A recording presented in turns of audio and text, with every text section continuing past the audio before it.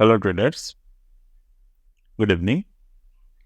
तो आज 17th of January 2024 bank Nifty fall more than 4%, calculating from the yesterday's closing.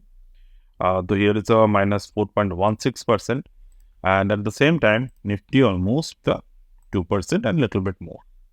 So 2.5% less than that, 2.1% somehow Nifty fall from the yesterday's closing. So there are lots of assumption that why the market fall today and same.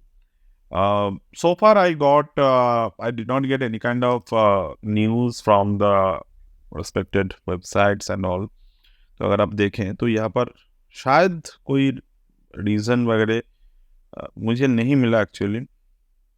तो जब मैं morning में search कर रहा था तो there are reason like कि जो हमारे अर्निंग सेशन आ रहे हैं, तो अर्निंग सेशन में मार्केट उसकी वजह से प्रॉफिट बुकिंग आए हैं। But one thing what I personally feel, it's happen due to the Red Sea crisis, जहाँ पर डेफिनेटली अगर हमें डीलिंग करने में थोड़े बहुत दिक्कतें आ रही हैं तो उस वक्त उस हिसाब से मार्केट में जो है वो इफेक्ट होते हैं।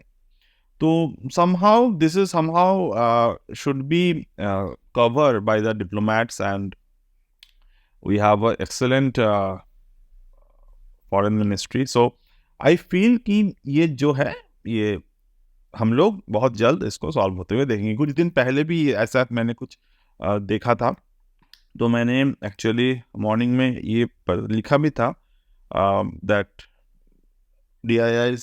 तो बट आज की अगर मैं DIIs बाइंग देखूँ तो बहुत ज़्यादा DIIs बाइंग आज नहीं है मार्केट में। बट जैसे कि क्रूड ऑयल को देख रहे हैं हम लोग, क्रूड ऑयल जो है वो दोबारा से नीचे की तरफ पुश हुए हैं। तो समहाउ आई फील कि ये जो आज के मोमेंट है तो कल हो सकता है कि हम लोग पॉजिटिव क्लोज करें। But again this is just assumption. But ये बिल्कुल भी ज़रूरी नहीं है कि आप समझे निफ्टी कब ऊपर जाएगा, निफ्टी कब नीचे जाएगा। ये मैं आज डिटेल में समझाता हूँ आपको कि एक्चुअली में आपको सोचना क्या है। पहली बात तो जब मान लीजिए निफ्टी ओपन हुआ, ये आज के 1 मिनट के टाइम फ्रेम है मॉर्निंग के, ये मार्केट ओपन हुआ, ठीक है। ओपन होने के बाद एक सीधा अपराइज आए, दोबारा डाउन राइज आए, दोबारा अपराइज आए।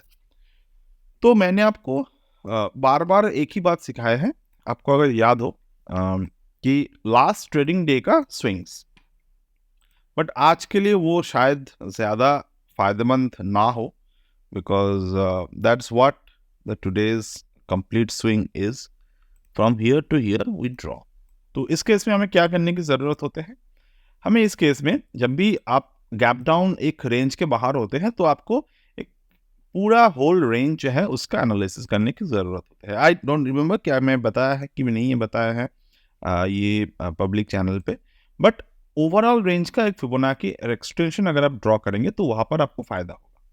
तो आप क्या देख रहे हैं, मार्केट जहाँ पे ओपन हुआ where it is exact the 3.618 level. बहुत बार मैंने ये रिपीट किए हैं कि 3.618, 4.236 आर द रिवर्सल पॉइंट्स। तो 3.618 पे मार्केट आया। डेफिनेटली यहाँ पर जो फर्स्ट मोमेंटम था, यहाँ पर बहुत सारे जो एक्सपीरियंस ट्रेडर्स होते हैं उनको पता होता है कि इतना अगर गैप डाउन ओपन होते हैं तो तुरंत ही वहाँ पर बाइंग हम लोग करते हैं और लोअर स्टॉप लॉस के साथ काम करते हैं, पहले 30 सेकेंड का कैंडल या फिर 1 मिनट का कैंडल के हिसाब से। बट वो डेफिनेटली एक क्या बोलता है उसको कि रिस्क फ्रेंडली नहीं है, रिस्क टू रिवॉर्ड फ्रेंडली नहीं होता। तो दूसरे पॉइंट पर हम लोग क्या कर सकते हैं, मार्केट के स्ट्रक्चर को ड्रॉ कर सकते हैं। अब आते हैं हमारे बारी कि ये 2.618 तक मार्केट गया। अब 2.618 पर ही मार्केट ने स्विंग्स को आइडेंटिफाई करना स्टार्ट किया। आप कल का वीडियो देख लीजिए एक बार, प्रोफेशनली किस तरीके से फिबोनाची मैनेजमेंट को किया जाता है वो हमने दिखाया है कल। और कोई भी वहाँ पर आपको नॉन लॉजिकल चीज़ें नहीं मिलेगी। डेफिनेटली यहाँ पर क्या आप स्ट्रक्चर बन रहे हैं, हाई बना, स्विंग लो बना, स्विंग हाई बना, राइट। अब स्विंग हाई स्विंग लो दोनों बने।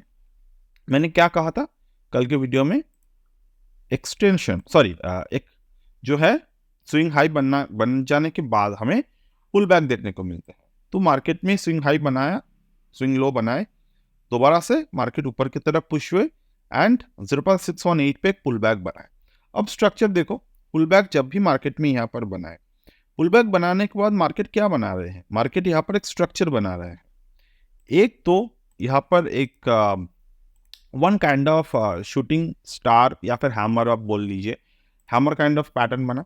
दूसरा, ये हैमर बनाने के बाद मार्केट में यहाँ पर आकर मेरे फेवरेट जो पैटर्न है, और सिर्फ ही मेरे फेवरेट बोल के ऐसा नहीं है, बट ये एक एक्चुअली में काम करते हैं मार्केट में कि एक इनसाइड बार फॉर्मेशन बनाए, बट इनसाइड बार भी एक पॉइंट पे काम करते हैं। मैं हमेशा आपको कहता हूँ कि इनसाइड बार जो है वो रैंडमली काम नहीं करते, वो एक स्ट्रक्चर के साथ काम करते हैं। रैंडम काम करने जाएंगे, एल्गो बना देंगे, इसके बनाना कोई मुश्किल नहीं है, इंटरनेट पे फ्री में एल्गोज अवेलेबल होते हैं। अभी तो एल्गो कोडिंग भी बहुत आसान हो गए हैं, बट इट्स नॉट लाइक कि कोडिंग आसान हो गए हैं तो आपको प्रॉफिट ही प्रॉफिट मिलेगा। It's a human who know how to use the things. तो आपको क्या दिख रहा है, मैंने आपको ये चीज एक बार पहली बार नहीं बोल रहा हूं, 100 के ऊपर वीडियो अपलोडेड है इसी टॉपिक पे कि 0.618 पे आपको हमेशा ये पैटर्न देखने की जरूरत है। अब आपको क्या दिख रहा है, यहाँ पर मदर कैंडल बने मार्केट में, मदर कैंडल के साथ साथ मार्केट यहाँ पर कंप्लीट तरीके से पैटर्न्स को बना रहे हैं, राइट।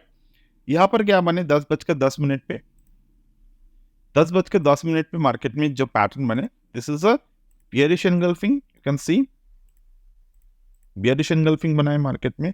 अब धीरे धीरे आपको क्या दिख रहा है, ये जो 46,986 का रेंज है उसको मार्केट तोड़ नहीं रहा है, समहाउ तोड़ नहीं रहा है। तो पहली बात तो आपके पुल बैक एंट्री यहाँ पर बन चुके हैं, पुल बैक एंट्री आपके बने हैं। आप चाहे तो फ्यूचर शॉर्ट कर लो, आप चाहे तो पुट बाई कर लो, और चाहे तो आप बियर स्ट्रैटेजी को बना लीजिए आपने, बना लिया आपने। अब उसके बाद आपको क्या दिख रहा है, market now drastically falling. First target आपके हैं 1.6। अब यूजुअल केसेस में हम लोग यहाँ पर बुक कर लेते हैं।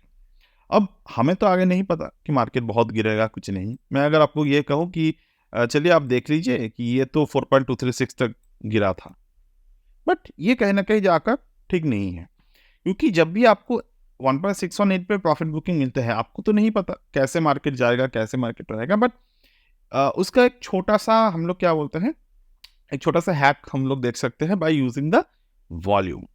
वॉल्यूम कैसे यूज करना है, मैं इसको साइड बाय साइड चार्ट पे ओपन कर लेता हूँ। मान लीजिए मैंने 46,900 यानी कि मैं 46,700 के पुट को अगर मैं शॉर्ट बाय किया होता तो 46,700 के पुट, ठीक है।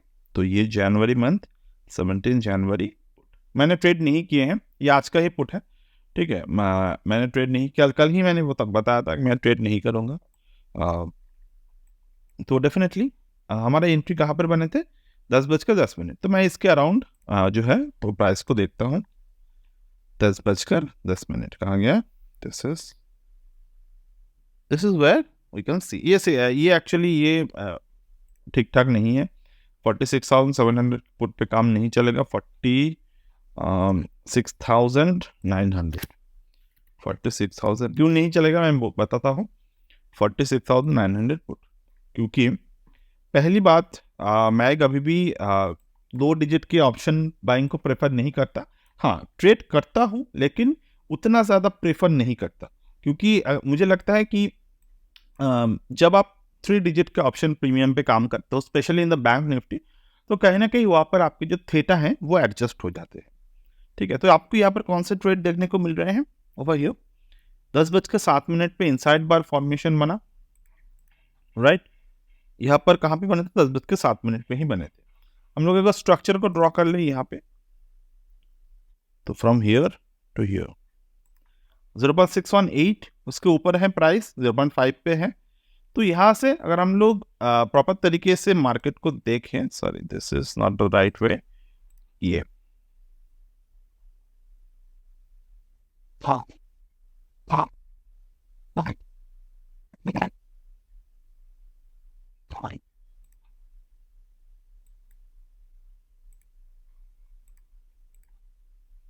ये रहा, ठीक है, मैं इसकी बात कर रहा था। तो फर्स्ट टारगेट आपके बन रहा है 268, ठीक है। अब 268 के जो टारगेट है वो आपको मिले। अब नेक्स्ट हमको क्या दिख रहे हैं यहाँ पर एक डाइवर्जेंस पैटर्न बने हैं। अब ध्यान से देखिए तो आपको पता चलेगा, ये 10:07 का बॉटम बने हैं।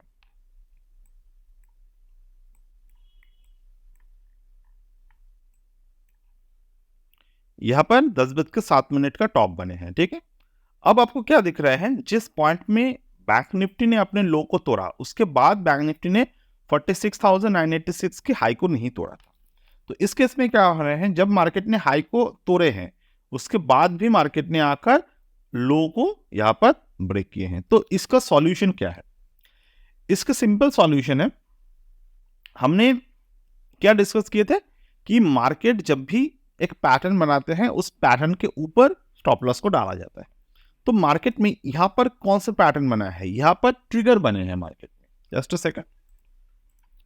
तो यहां पर जो बने हैं, this is the trigger candle, ठीक है। यहां पर ट्रिगर कैंडल जो बनते हैं और जो स्ट्रक्चर कैंडल बनते हैं, दोनों ट्रिगर कैंडल और स्ट्रक्चर कैंडल में थोड़े बहुत डिफरेंस होते हैं। क्या होते हैं?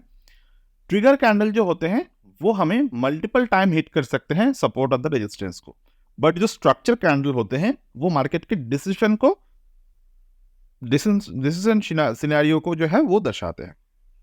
तो इस केस में हमारा स्ट्रक्चर सिनेरियो कहाँ पे था? यहाँ पर एक मेजर बॉटम थे, यहाँ पर एक सेकेंडरी मेजर बॉटम थे। ये बॉटम क्या है? ये मॉर्निंग स्टार है, ठीक है। अब मॉर्निंग स्टार के नीचे अगर हम लोग स्टॉप लॉस डालते तो मेरे जो पर्टिकुलर एंट्री है वो एंट्री कहाँ पर हो रहा है? इस क्लोजिंग के बाद यहाँ पे 166 रुपये। तो यहाँ पर मेरे जो एसएल आ रहे हैं वो है 25%, ठीक है। तो यूजुअली हम लोग 20% के एसएल पे काम करते हैं, उससे ज़्यादा नहीं। 20%, अब ज़्यादा से ज़्यादा 10%, 8% लोअर केसेस में। बट अगर मैं बैंक निफ्टी की बात करूँ तो कभी कभार होते हैं। दूसरे पॉइंट क्या बने हैं यहाँ पे? अगर हम लोग यहाँ पर पुल बैक पे काम करते, पुल बैक पे काम करने के लिए आपको क्या ज़रूरत था? यहाँ पर मार्केट में जो उछाल दिए हैं, इस उछाल के 0.618 पे ट्रेड लेना, जो कि 132 पे हो रहे हैं। अब 132 पे जब आप ट्रेड लेंगे, डेफिनेटली यहाँ पर तो आप ट्रेड इनिशिएट नहीं करेंगे, आपको ये मॉर्निंग स्टार पैटर्न बनने की वेट करना होगा। अब मॉर्निंग स्टार बन गए हैं, मार्केट कंटिन्यू बेसिस पर एक स्ट्रक्चर, एक कंसोलिडेशन जोन को क्रिएट कर रहे हैं। हमारे पास बेयरिश स्ट्रक्चर है मार्केट का, तो ये थोड़े बहुत ट्रिकी पार्ट बन जाते हैं रिस्क टू रिवॉर्ड रेशियो, साथ ही साथ आपके एंट्री में। तो डेफिनेटली इसको हम लोग सॉल्व कैसे करते हैं?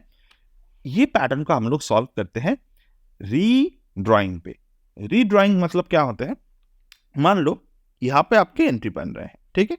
अब इस पॉइंट पे आपके ब्रेकडाउन आए, यहाँ पर आपके एंट्री बन रहे हैं। उस पर्टिकुलर पॉइंट पर आपको दोबारा से एक फिबोनाची को ड्रॉ करना जरूरी है, और वो फिबोनाची को आप चाहे तो एक 0.382, या फिर मेरे हिसाब से मैं क्या करता हूँ पर्सनल लेवल पे, इसको मैं रिवर्स कर देता हूँ। तो लोअर एंड पे टारगेट भी एक बन जाते हैं।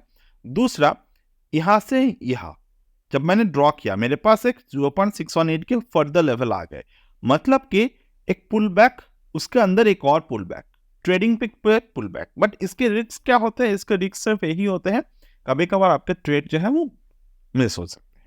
बट फर्स्ट टाइम का जो पुल बैक होते हैं, वहां पर ट्रेड मिस होने के चांस बहुत ही कम होते हैं, until and unless move happen like this. तो ये आपको डिसाइड करना है कि मेरे पास जो इसका सॉल्यूशन है वो ये है कि हम लोग आइदर स्ट्रैटेजी बना लेते हैं कि मान लो मार्केट बुलिश है, तो मैं 2 कॉल बाई करूंगा, साथ ही साथ मैं यहाँ पर 2 पुट बाई करूंगा लोअर प्रीमियम पे। तो वहां पर क्या हो गया कि अगर मार्केट कॉल साइड पे मार्केट ऊपर की तरफ जाते हैं, तो वहां पर मुझे लॉस प्रॉफिट हो जाएगा, और जो छोटे छोटे दो प्रीमियम मैंने बाय किए हैं वो दोनों इंश्योरेंस की तरफ काम करेंगे। ये एक स्ट्रैटेजी होते हैं। दूसरा, मैं छोटे क्वांटिटी के साथ एंटर कर सकता हूं अगर मुझे नेकेड बाय करने हैं, ठीक है। तो यहाँ पर भी सेम तरीके का हमने देखा कि ये this is where we can see, इसको हम लोग रिवर्स कर दे, अगर ये पैटर्न को अगर हम लोग रिवर्स कर दे तो ये 0.618 पे दोबारा मार्केट हमें दिखे, एंड वी कैन इजीली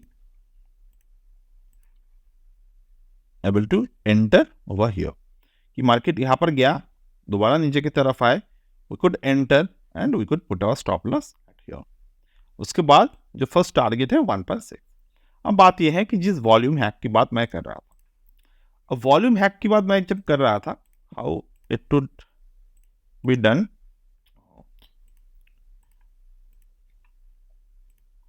या अब आपको क्या दिख रहे हैं, जब मार्केट यहाँ पर हाई तरीके से बुलिश हो गए हैं तो यहाँ पर जो वॉल्यूम है वो कहाँ 1.9 मिलियन 704 के वहां से लेकर 1.92 मिलियन तक पहुंच गए।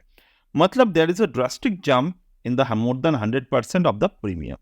तो उस केस में हम लोग क्या करते हैं, जब तक कि ना मार्केट एक स्ट्रक्चर बनाते हैं तब तक हम लोगों को क्या करने की जरूरत है, 1.6 जिस पर्टिकुलर कैंडल ने तोड़ा है उसके नीचे स्टॉप लॉस प्लेस कर देना। ये एक मैकेनिकल मेथड है बट वेरी इफेक्टिव। दूसरा, जब यहाँ पर मार्केट आए 2.618 पे मार्केट एग्जैक्ट वहां पर आए, वहां पर आने के बाद एक स्विंग लो को फॉर्म किया। अब ये स्विंग लो कहाँ पे फॉर्म हुआ उसको देखने के लिए हमें एक रिसेंट स्विंग पे ड्रॉ करने की जरूरत है, फिबोनाची। रिसेंट स्विंग में आप ड्रॉ कर रहे हैं तो आपको क्या दिख रहे हैं, 2.618 के ऊपर मार्केट में जो है स्विंग को फॉर्म किए हैं। Now that is a point, यहाँ पे स्विंग हाई मार्केट में बने हैं, यहाँ पर हाई बने हैं। कौन से पैटर्न बने, मैंने बहुत बार डिस्कस किए हैं। This is the Elliott wave prime, बहुत बार ये पैटर्न मैंने डिस्कस किए हैं आपसे। आप जाके कोई भी पुराना वीडियोस को देख लेंगे तो you will find that market ऊपर की तरफ जा रहे हैं, नीचे की तरफ आ रहे हैं, दोबारा ऊपर की तरफ जा रहे हैं। एट द सेम टाइम अगर ये दोबारा नीचे की तरफ आए, प्रीवियस रेजिस्टेंस के ऊपर अपना नया सपोर्ट बनाए तो वो बन जाते हैं हमारे एलियट वेव। तो यहाँ पर वही पैटर्न फॉर्म हुए। तो जिस पॉइंट मार्केट ने एलियट वेव के ऊपर जाकर ब्रेकआउट किए, हमारा नया टारगेट बना 1.6, 2.6 and you can see how beautifully those structure work over here। ये 4.236 तक गया, वहां से मार्केट ने एक डिस्ट्रीब्यूशन पैटर्न बनाए, लोअर एंड पे आए, 2.618 पे आए, यहां से दोबारा बॉटम बना के मार्केट का जो स्ट्रक्चर है वो बनता रहा, right. So in that way we can always expect this kind of market to be traded. बाकी यहां पर जो पैटर्न बने ये एक long term flag and pole pattern था।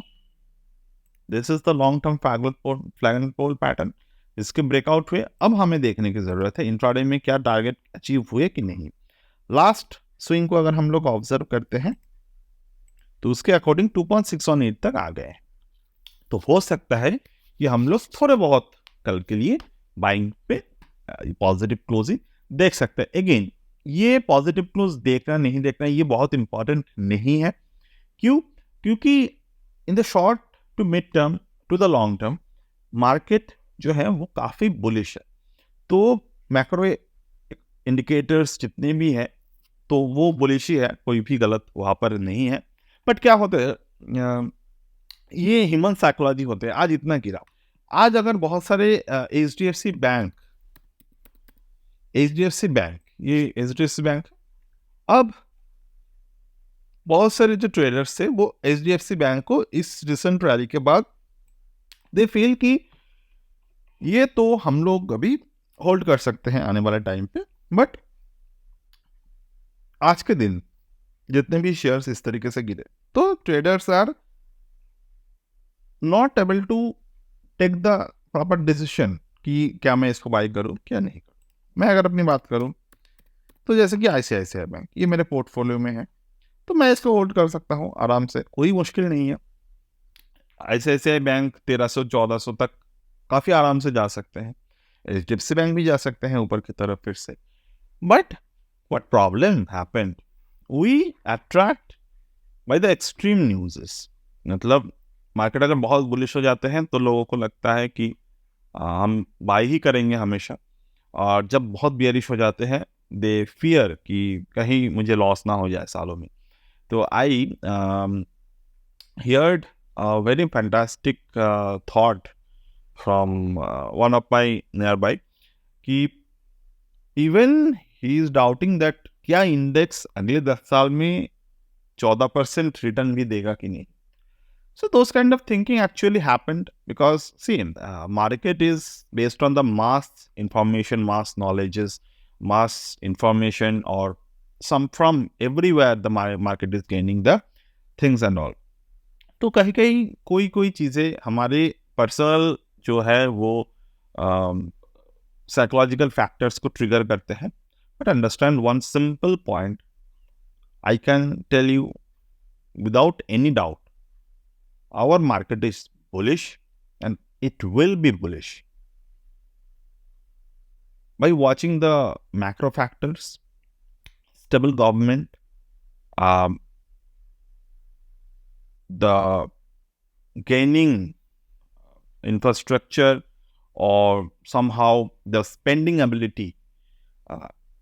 I would not like to say the ability, but the spending. Spending in a country, the people, when you see the people continuously increasing their spending, it will eventually force them to earn more. It's not like to everyone will be bankrupt. It's not like to everyone will be on the debt trap, but it will somehow force their psychology to earn more. And eventually we have lots of opportunity in market.